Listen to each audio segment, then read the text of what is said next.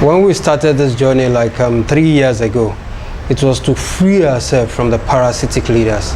It wasn't just about making name, it's not just about getting known. It's about freeing ourselves from there. Of course, you are right, so many parties, you even see some other young people, some politicians springing up just to make the name. But I can tell you that what we have and what we've been working towards is not about making a name. It's about like changing the face and the spirit of leadership in this country, starting from Ekiti State. I started the journey even way before the campaign started. And although by virtue of the age, as I know, I'm just 36 years old, and which for someone like me, I think is a whole lot. You see, when you see what is actually like applying in other countries and similar climes, look at France, for example.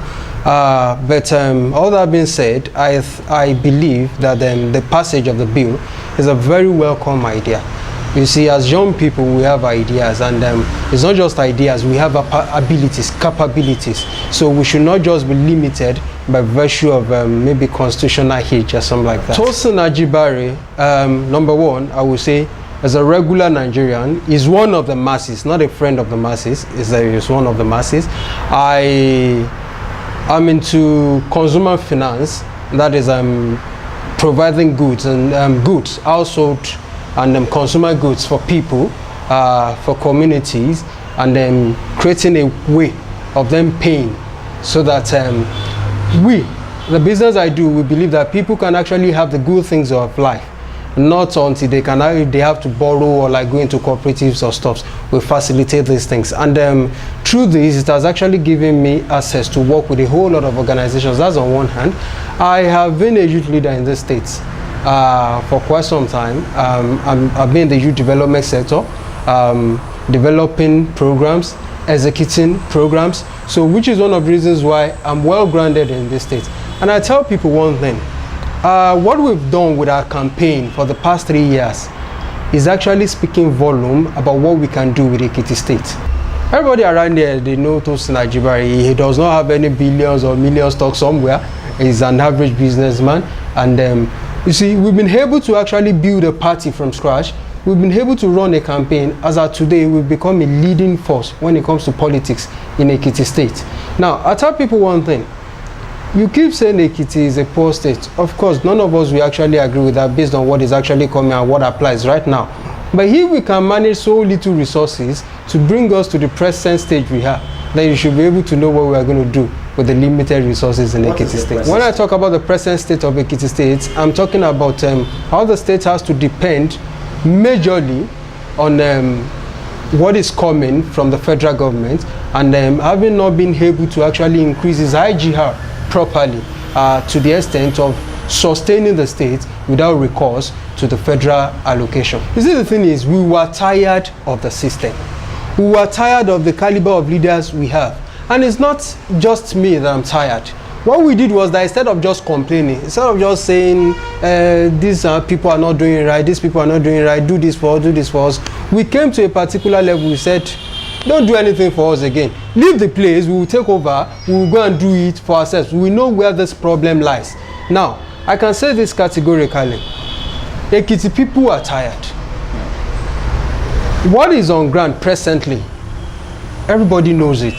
What is coming, everybody is aware of it. You see, we've actually like tasted both powers, and we know what they have to offer. I keep saying the issue of unemployment and poverty in this level, in this state, has become totally unbearable. And this is not a hidden knowledge. It's what you can categorize as common knowledge. So everybody knows this, and everybody knows that until we have young people take over this government, via our manifesto, we are saying we are going to tackle this issue of unemployment, poverty, and other things through human capital development. You see, we understand that the people are the most important element in the country. Not our oil, not agriculture, anything. It is the people that will actually do these things. So we're actually like we are saying, let us focus on the people, and through the people generate immense wealth. And you know, a lot can happen through this. And when you talk about the manifestos that could actually like talk about the orientation, we've been telling people one thing. We said when we are coming out, we said we are not projecting a 20-point agenda, a 7-point manifesto. I said our manifesto, we have just 1 point.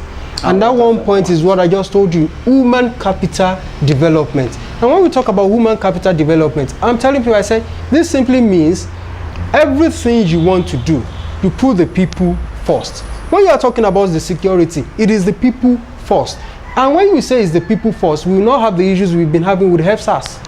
You see, because you know how important the people are. So their life is so secure, their honor is so secure, their respect. You get what I'm trying to say? It is the priority. You put them first. When it comes to the health sector, like the life of this person is so important. So in case of an emergency, it is not money first.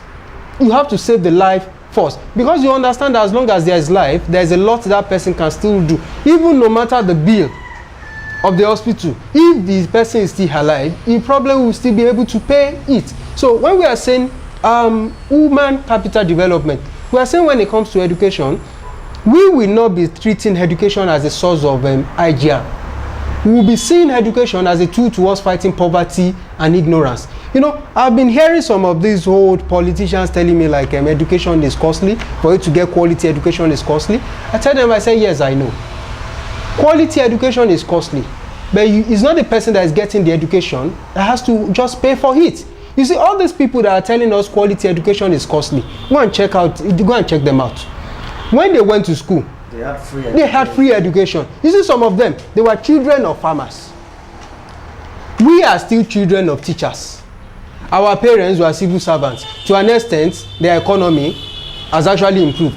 Their own parents, they were peasant farmers. So they had no way of sponsoring the children. But yet, they went to good school. Some of them actually traveled outside the country. The country, as at then, was paying for their tuition, was giving them money for their upkeep, and when they were coming back, it was offering them a job. The system will definitely change under my dispensation. That's why we are going there. We are saying, as young people, we know the problems, and we can actually provide the solution. There's this adage.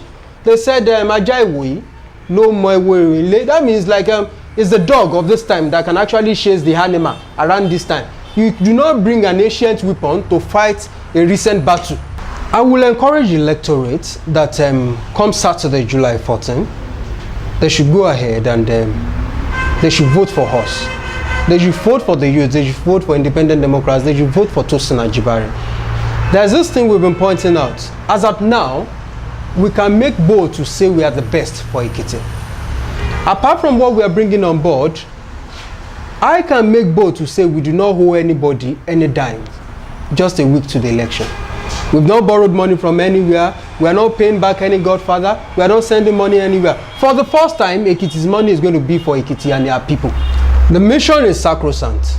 The youths are taking over. Our future is not negotiable. We are taking over. We are going all the way. We've started this journey. We know where we are heading to. We are not stepping down. We are not stepping back. We are not stepping off. We are going all the way. The independent Democrats, myself, at no time we will be forming alliance with anybody. We are going all the way, and by God's grace, we are winning this election.